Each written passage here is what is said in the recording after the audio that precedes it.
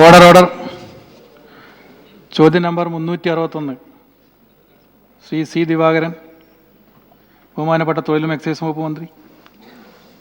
Sir, സ്വകാര്യ ആശുപത്രികളിലെ ജീവനക്കാർക്ക് കൂലി വർദ്ധിപ്പിക്കുന്നതിനായി സർക്കാർ തീരുമാനമെടുക്കുകയും ആയതിനായി 11/2/2016 നമ്പർ 223/2016 തൊഴിൽ പ്രകാരം 13 വീതം തൊഴിലാളി തൊഴിലുടമ പ്രതിനിധികളെ ഉൾപ്പെടുത്തിക്കൊണ്ട് ലേബർ കമ്മീഷണർ അധ്യക്ഷനായി കമ്മിറ്റി രൂപീകരിച്ചിട്ടുണ്ട്. ടി സമിതി പലതവണ യോഗം ചേർന്ന് ചോദ്യാവലിയും തെളിവെടുപ്പ് ഷെഡ്യൂളും അംഗീകരിക്കുകയും 9 ജില്ലകളിലെ തെളിവെടുപ്പ് പൂർത്തീകരിക്കുകയും ചെയ്തിട്ടുണ്ട്. ബി, പരിശോധിച്ചിട്ടുണ്ട്. സർക്കാർ ഉത്തരവ് 893/13 തൊഴിൽ തീയതി 23/5/2013 പ്രകാരം പ്രാക്ടിക്കൽ ട്രെയിനിങ് കാലയളവ് പരമാവധി 1 വർഷം എന്ന് നിജപ്പെടുത്തുകയും പ്രാക്ടിക്കൽ ട്രെയിനിങ് നടത്തുന്ന സ്വകാര്യ ആശുപത്രിയിലെ നഴ്സിംഗ് ജീവനക്കാരുടെ ആകെ എണ്ണത്തിൻ്റെ 25% ട്രെയിനികൾ പാടില്ലാത്തതാകുന്നു എന്നും വ്യവസ്ഥ ചെയ്തിട്ടുണ്ട്. സി, സ്വകാര്യ ആശുപത്രി മേഖലയിൽ കൂലി പുതുക്കി നിശ്ചയിക്കുന്നതിനായി ഒരു കമ്മിറ്റിയെ നിശ്ചയിച്ചിട്ടുണ്ട്. എന്നാൽ 10/8/16 കമ്മിറ്റിയുടെ കാലാവധി അവസാനിച്ചതിനാൽ 5 ജില്ലകളിലെ തെളിവെടുപ്പ് പൂർത്തിയാക്കാൻ സാധിച്ചിട്ടില്ല. സമിതിയുടെ കാലാവധി 6 മാസത്തെ കൂടി ദീർഘിപ്പിച്ചു നൽകുന്നതിനുള്ള പ്രപ്പോസൽ സർക്കാരിൻ്റെ പരിശോധനയിലാണ്. അവശേഷിക്കുന്ന ജില്ലകളിലെ തെളിവെടുപ്പ് കൂടി പൂർത്തിയാക്കിയാൽ മാത്രമേ റിപ്പോർട്ടിന് അന്തിമ രൂപമാവുകയുള്ളൂ. ശ്രീ സി ദിവാകരൻ. സർ, ബഹുമാനപ്പെട്ട തൊഴിൽകാര്യ വകുപ്പ് മന്ത്രിയുടെ ഉത്തരത്തിൽ നടപടികളെല്ലാം എടുത്തതിനെപ്പറ്റി അദ്ദേഹം വിശദീകരിക്കുന്നു. സർ, ഈ കേരളത്തിലെ നഴ്സിംഗ് വിഭാഗത്തിൽപ്പെടുന്ന പാവപ്പെട്ട കുട്ടികൾ അനുഭവിക്കുന്ന ദുരിതങ്ങൾക്ക് പരിഹാരം കാണാൻ ഈ നടപടികൾ പര്യാപ്തമാണ്. സർ, കഴിഞ്ഞ കാലങ്ങളിൽ കേരളത്തെ ഇന്ത്യയെ പിടിച്ചു കുലുക്കിയ സമരങ്ങളാണ് നടന്നത്. ആ സമരങ്ങളുടെ ഫലമായിട്ടാണ് കേരളത്തിലും സമരം പൊട്ടിപ്പുറപ്പെട്ടപ്പോൾ അന്നത്തെ ഗവൺമെൻറ് ചില നടപടികൾക്ക് മുന്നോട്ട് വന്നത്. സർ, ഇവിടെ വിഷയം ഇവിടെ മാത്രമല്ല, നമ്മുടെ മലയാളി നഴ്സസ് 16 ലക്ഷം പേര് വിദേശങ്ങളിൽ പണിയെടുക്കുന്നു. സർ, ഇന്നും ഇവരെ നിയമനത്തെ സംബന്ധിച്ച്, റിക്രൂട്ടിങ്ങിനെ സംബന്ധിച്ച് സുതാര്യമായ ഒരു നടപടിയും ഒരു നിയന്ത്രണവുമില്ല. സ്വകാര്യ ഏജൻസികൾ കേരളത്തിലെ നഴ്സസിനെ റിക്രൂട്ട് ചെയ്തതിൻ്റെ പേരിൽ വിദേശത്ത് കൊണ്ടുപോയി ചൂഷണം ചെയ്യുന്നുണ്ട്. ഒട്ടേറെ സംഭവങ്ങൾ റിപ്പോർട്ട് ചെയ്യപ്പെടുകയാണ്. സർ, അതുകൊണ്ട് ഗവൺമെൻറ് തന്നെ, സ്റ്റേറ്റ് ഗവൺമെൻറ് ഈ വിഭാഗത്തിൻ്റെ സംരക്ഷണയ്ക്ക് വേണ്ടി എടുക്കേണ്ട, നോർക്ക വഴി എടുക്കേണ്ട ചില നടപടികളുണ്ട്. ആ നടപടികൾ സ്വീകരിക്കുന്നില്ല. അത് സ്വീകരിക്കാൻ നോർക്കയും ലേബർ ഡിപ്പാർട്ട്മെൻറ്റ് സംയുക്തമായി ഈ പ്രശ്നത്തിന് പരിഹാരം കാണാൻ ഗവൺമെൻറ് നടപടിയുണ്ടോ? സർ, കേരളത്തിലെ നഴ്സുമാരുടെ കൂലി അല്ലെങ്കിൽ ശമ്പളം അവരുടെ ജീവിതാവശ്യങ്ങൾ നിറവേറ്റുന്നതിന് പര്യാപ്തമല്ല. ഇത് ഗവൺമെൻറ്റിന് നല്ല ബോധ്യമുണ്ട്. അതുകൊണ്ട് ഈ സ്ഥിതിയെല്ലാം പരിശോധിച്ച് നഴ്സുമാരുടെ ശമ്പളത്തിൽ മാറ്റം വരുത്താൻ, അവരുടെ മിനിമം വേജിൽ മാറ്റം വരുത്താൻ ആവശ്യമായ എല്ലാ നടപടികളും ഗവൺമെൻറ് സ്വീകരിക്കും. ഈ ആവശ്യത്തിന് വേണ്ടി നിലവിലുള്ള കമ്മിറ്റി പുനഃസംഘടിപ്പിക്കണം എന്ന് തന്നെയാണ് ഗവൺമെൻറ് ഉദ്ദേശിക്കുന്നത്. അപ്രകാരമുള്ള നടപടി സ്വീകരിച്ച് 5 ജില്ലകളിലെ തെളിവെടുപ്പ് കൂടി പൂർത്തിയാക്കാനുണ്ട്. തിരുവനന്തപുരം, കൊല്ലം, പത്തനംതിട്ട, എറണാകുളം, തൃശ്ശൂർ ഈ 5 ജില്ലകളിലെ തെളിവെടുപ്പ് കൂടി പൂർത്തീകരിച്ച് കഴിഞ്ഞാൽ കഴിയുന്നത്ര വേഗത്തിൽ അവരുടെ മിനിമം വേജ് ഉയർത്തിക്കൊണ്ടുള്ള തീരുമാനത്തിലെത്താൻ സാധിക്കും. അത് അവർക്ക് സഹായകരമാകും. നഴ്സുമാർ അനുഭവിക്കുന്ന പ്രയാസങ്ങളെക്കുറിച്ച് ഗവൺമെൻറ്റിന് വ്യക്തമായ ബോധ്യമുണ്ട്. വിദേശ രാജ്യങ്ങളിൽ ജോലി ചെയ്യുന്ന നഴ്സുമാരുടെ പ്രശ്നങ്ങൾ കൂടി ബഹുമാനപ്പെട്ട മെമ്പർ ചൂണ്ടിക്കാണിച്ചിട്ടുണ്ട്. ഈ കാര്യത്തിൽ റിക്രൂട്ട്മെൻറ്റ് വിശ്വസ്തതയുള്ളതാവണം, സുതാര്യമാവണം. ഏതൊരു നഴ്സും വിദേശത്ത് പോയി കഴിഞ്ഞാൽ അവർ ഏതെങ്കിലും തരത്തിലുള്ള പ്രയാസങ്ങൾ അനുഭവിക്കുന്ന സ്ഥിതി ഉണ്ടാവാൻ പാടില്ല. ഈ കാര്യത്തിൽ ഗവൺമെൻറ്റിന് സാധ്യമായ കാര്യങ്ങളെല്ലാം ചെയ്യും. നോർക്കയുമായിട്ട് ആലോചിച്ചും ആവശ്യമായ നിലപാട് സ്വീകരിക്കും. തൊഴിൽ വകുപ്പിൻ്റെ നിയന്ത്രണത്തിൽ തന്നെ ഒഡേപെക് എന്നൊരു സ്ഥാപനം ഇപ്പോൾ പ്രവർത്തിക്കുന്നുണ്ട്. അത് വിദേശ രാജ്യങ്ങളിൽ തൊഴിൽ സാധ്യതകൾ പരിശോധിച്ച് ഇവിടെയുള്ള നഴ്സുമാർക്ക് ട്രെയിനിങ് നൽകി അവർക്ക് തൊഴിലവസരങ്ങൾ സൃഷ്ടിക്കുന്നതിന് വേണ്ടിയുള്ള നിലപാടാണ് ഈ കാര്യത്തിൽ സ്വീകരിക്കുന്നത്. ഈ ഒഡെപെക്കിന്റെ പ്രവർത്തനവും ശക്തിപ്പെടുത്താൻ ആവശ്യമായ നടപടികൾ ഗവൺമെന്റ് സ്വീകരിച്ചു വരികയാണ്. Second question.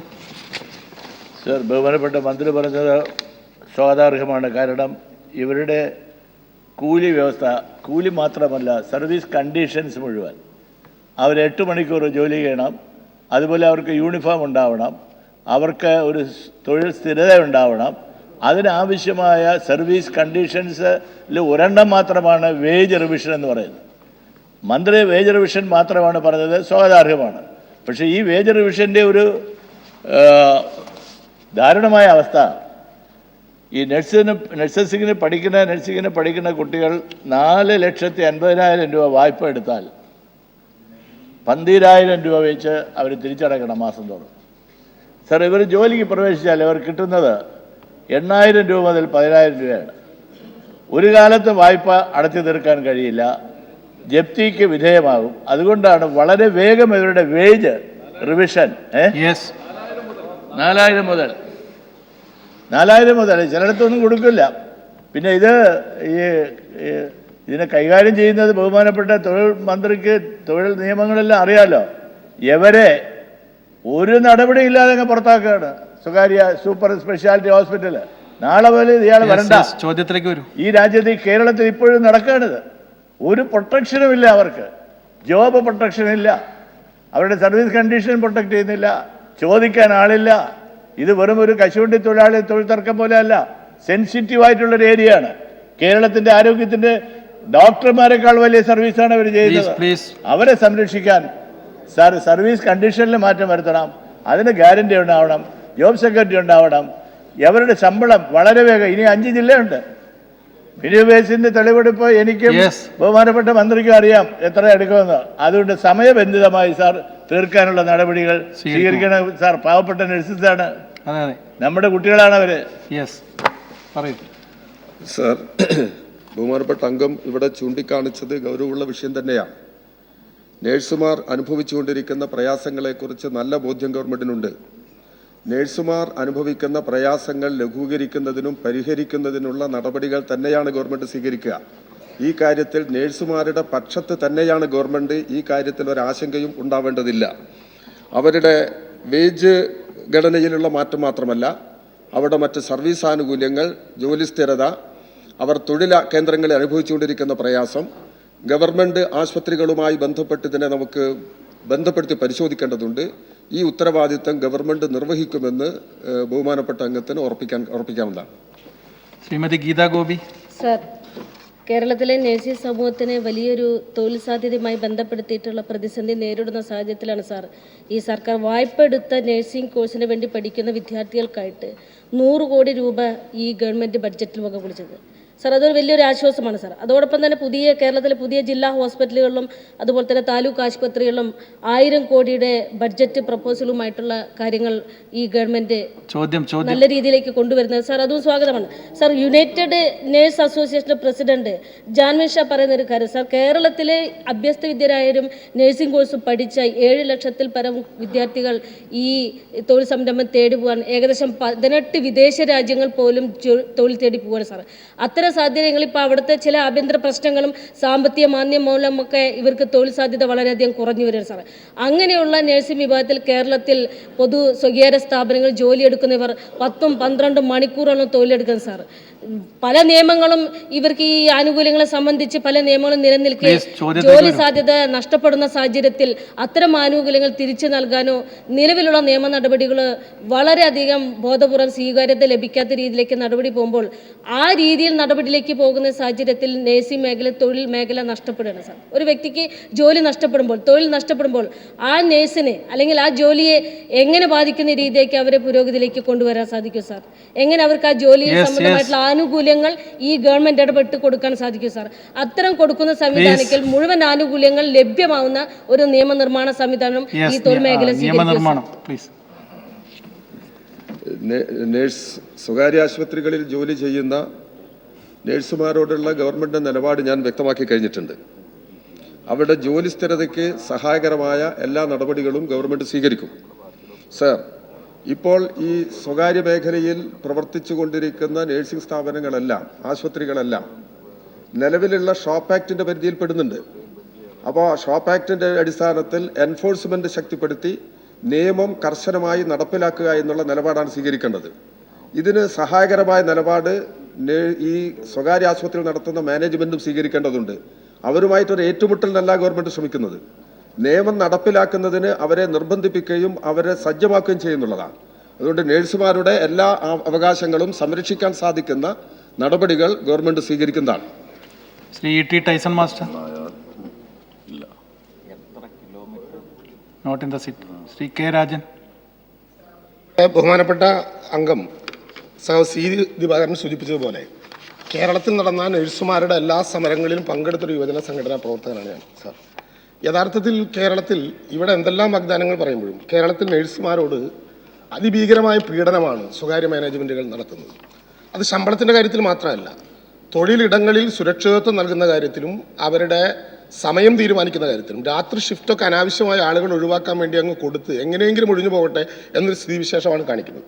യഥാർത്ഥത്തിൽ കേരളത്തിലെ മനുഷ്യാവകാശ കമ്മീഷൻ അംഗമായിരുന്ന ശ്രീ ബലറാമിൻ്റെ നേതൃത്വത്തിൽ ഒരു റിപ്പോർട്ട് ഈ ഗവൺമെൻറ്റിൻ്റെ മുമ്പിലുണ്ട്. 13,500 മുതൽ 18,000 രൂപ വരെ മിനിമം പണം കൊടുക്കണം എന്നതാണ് ആ റിപ്പോർട്ടിൻ്റെ സ്ഥിതി. ആ റിപ്പോർട്ട് കേരളത്തിൽ നടപ്പിലാക്കപ്പെട്ടിട്ടില്ല. ഇപ്പോൾ സുപ്രീം കോടതി നിർദ്ദേശപ്രകാരം നഴ്സിംഗ് മേഖലയിലെ ശമ്പളം പരിഷ്കരിക്കാൻ കേന്ദ്ര സർക്കാർ നിയമിച്ചൊരു കമ്മിറ്റി 24/2/2016 ഒരു റിപ്പോർട്ട് കേന്ദ്ര ഗവൺമെൻറ് മുമ്പിൽ നൽകിയിരുന്നു. 200 ബെഡിന് മുകളിൽ വരുന്ന സ്വകാര്യ ആശുപത്രികളിൽ സർക്കാർ കൊടുക്കുന്ന അതേ ശമ്പളം നൽകണമെന്നാണ് ഒന്നാമത്തെ കാര്യം. 100-നും 200-നും ഇടയിൽ ബെഡുള്ള ആശുപത്രികളിൽ 10% കുറച്ചെങ്കിലും ശമ്പളം കൊടുക്കണം എന്നാണ് തീരുമാനം.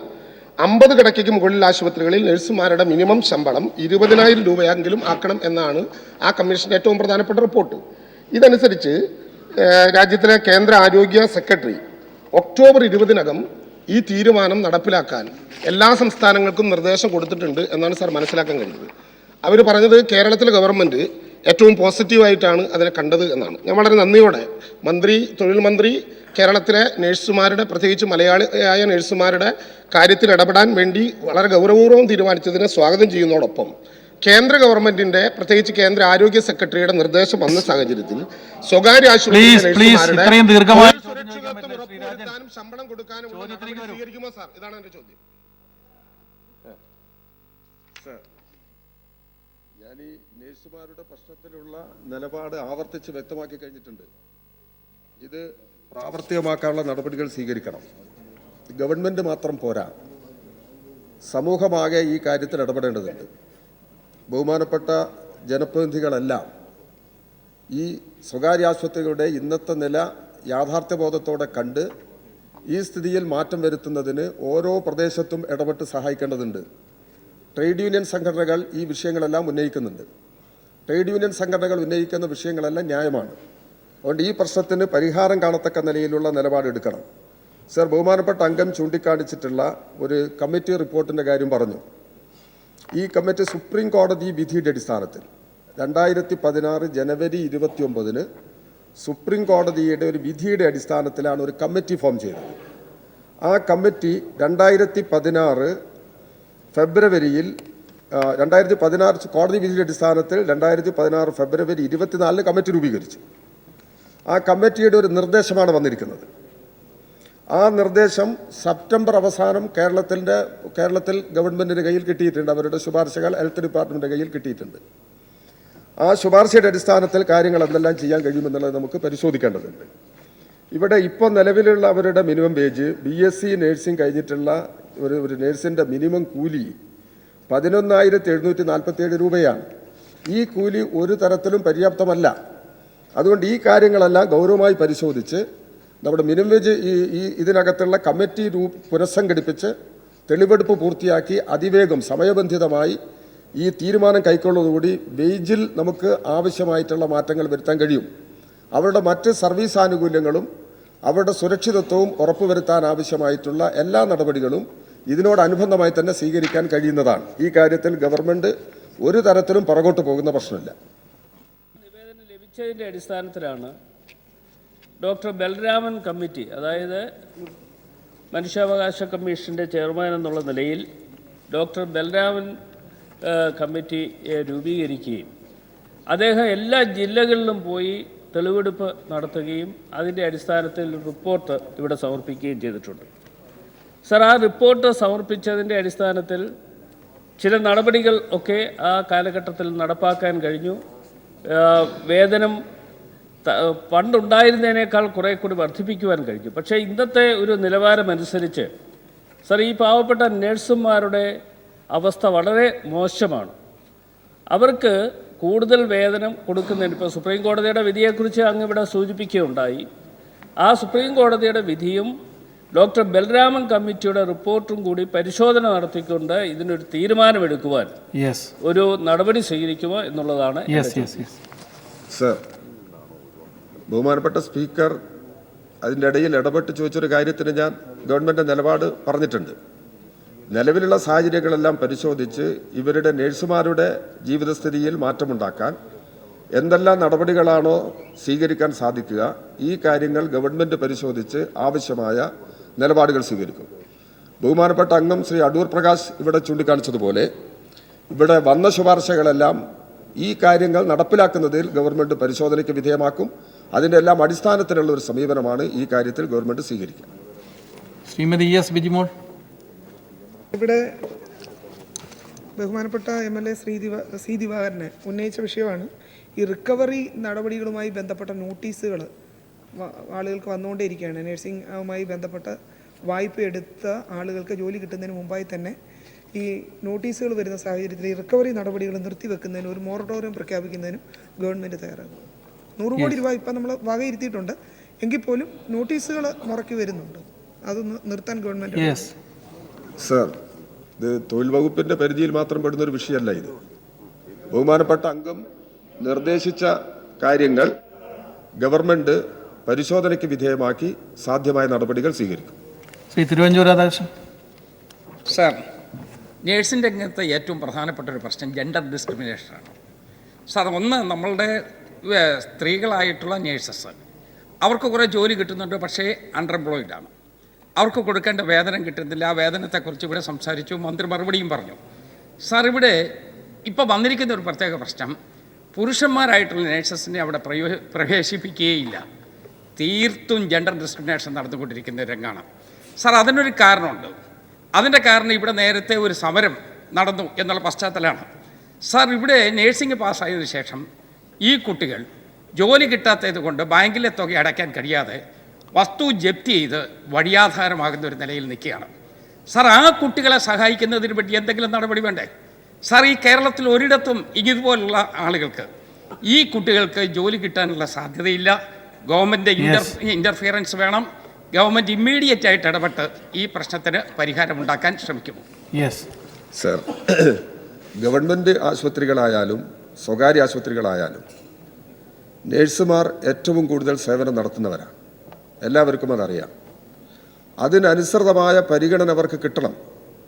അതിനനുസൃതമായ പരിഗണന കിട്ടുന്നതിന് വേണ്ടിയുള്ള നിലപാടിനാണ് ഗവൺമെൻറ് മുൻകൈ എടുത്തുകൊണ്ടിരിക്കുന്നത്. സർ, ഇവിടെ നേഴ്സുമാർ ജോലി കിട്ടുന്നത് പഠനത്തിന് വേണ്ടി കടം വാങ്ങുന്ന ഒരു പ്രശ്നം ഇവിടെ ഗൗരവമുള്ള വിഷയം അവിടെ ചൂണ്ടിക്കാണിച്ചിട്ടുണ്ട്. പഠനത്തിന് വേണ്ടി കടം വാങ്ങിക്കഴിഞ്ഞാൽ അവർക്ക് ജോലി കിട്ടിയതിന് ശേഷം മാത്രമേ അത് തിരിച്ച് അടയ്ക്കാൻ കഴിയുള്ളൂ. അതിൽ നിന്ന് വ്യത്യസ്തമായി ബാങ്കുകൾ നിലപാടുകൾ സ്വീകരിക്കുന്നുണ്ടെങ്കിൽ ആ കാര്യത്തിൽ ഗവൺമെൻറ് ഇടപെടും. ഇവരുടെ തൊഴിൽ ലഭിച്ചതിന് ശേഷം മാത്രമേ ഈടാക്കാൻ പാടുള്ളൂ എന്നുള്ള നിലപാട് പ്രാവർത്തികമാക്കുന്നതിന് വേണ്ടിയുള്ള സമീപനം ഗവൺമെൻറ് ഇക്കാര്യം സ്വീകരിക്കും.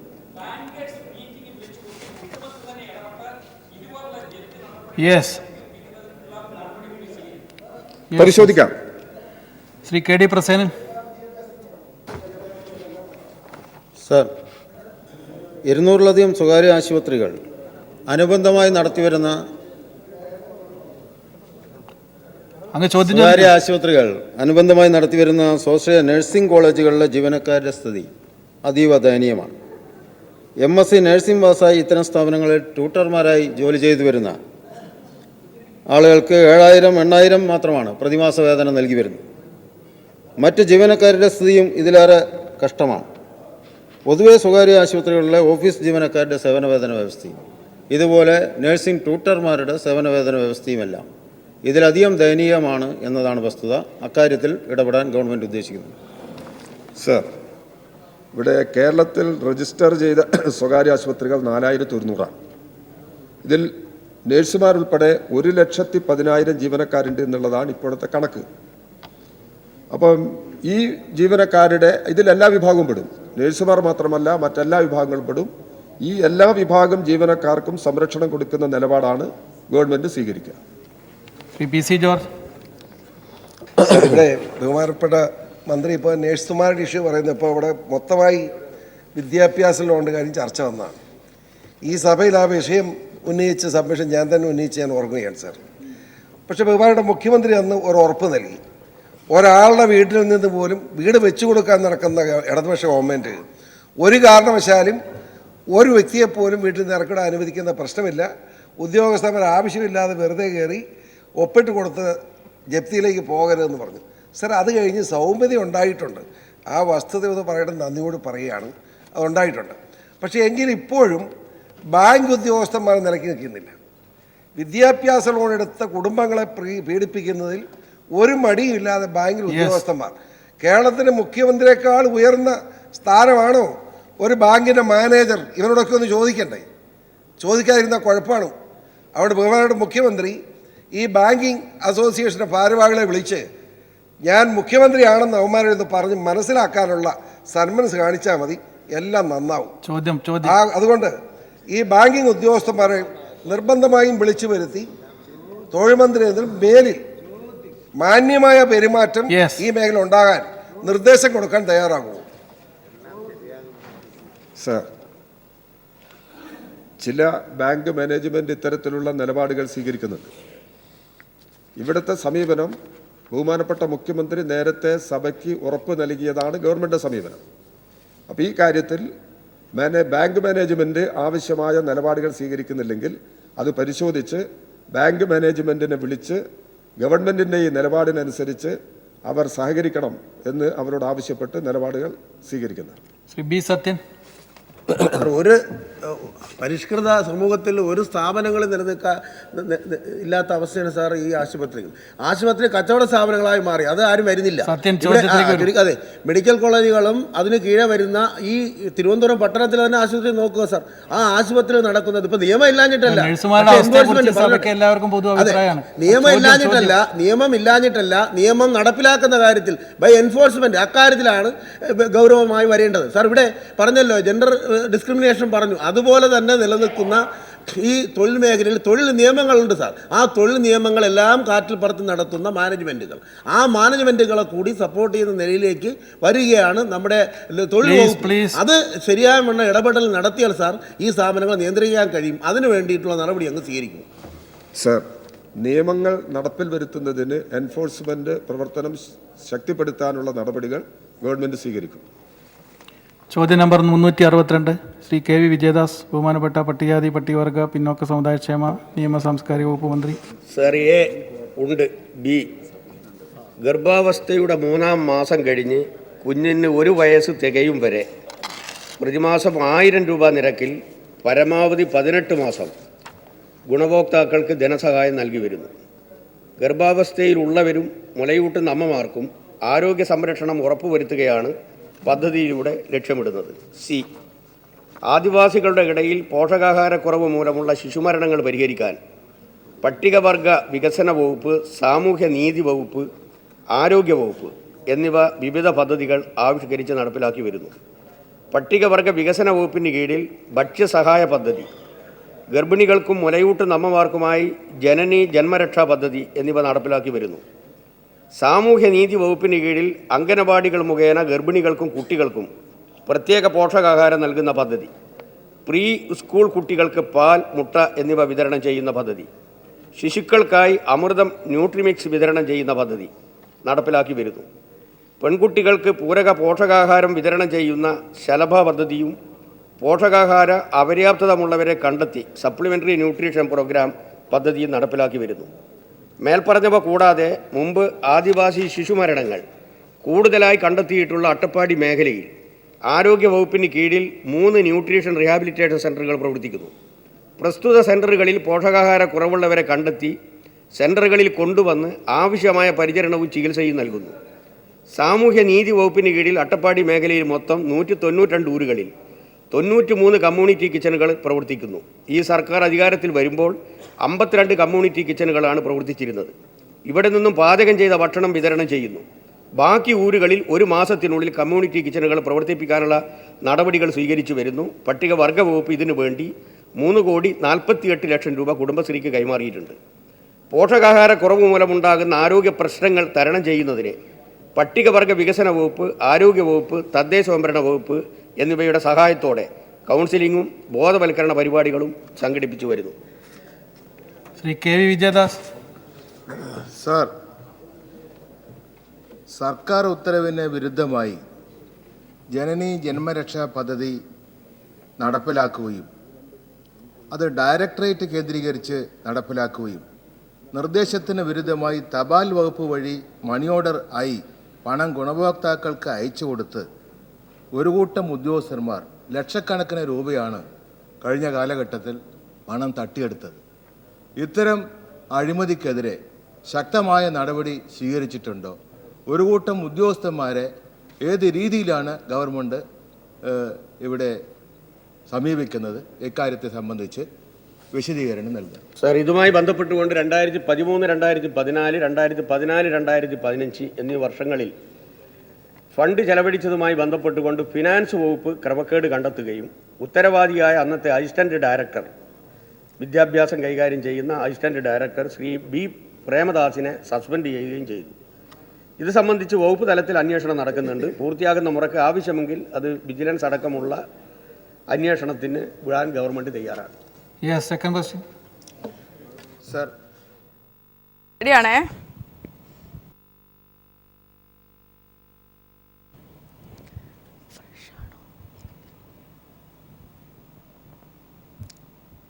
നിയമസഭയിൽ നിന്നുള്ള ചോദ്യോത്തരവേളയുടെ തത്സമയ സംപ്രേഷണമാണ് നമ്മൾ കണ്ടത്.